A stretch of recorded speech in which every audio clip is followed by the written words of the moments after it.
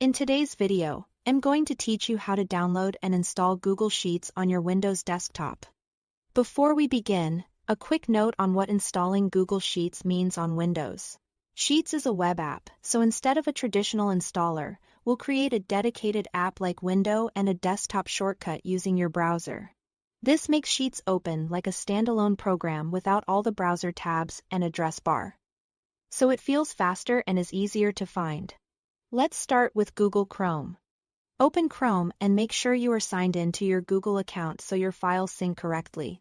In the address bar, sheets.google.com, and press Enter to open Google Sheets. Once the page loads, look to the top right and click the three-dot menu. In that menu, choose Cast, Save and Share, then click Install Page as App. If you don't see that exact option, you can use the alternative path. Go to More Tools, then select Create Shortcut. A small dialog box will pop up. Check the box that says Open as Window. Then click Install or Create to confirm. Chrome will immediately open Google Sheets in its own window. Separate from your regular browser tabs, and Windows will place a shortcut on your desktop for quick access next time. This setup keeps your workspace tidy and makes it feel like a native app. Now let's do the same thing in Microsoft Edge. Open Edge and go to Sheets. Sheets.google.com.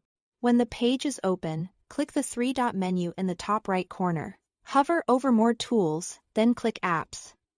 And choose Install this site as an app. You'll be prompted to name the app. The default name Google Sheets is perfect, so just click Install.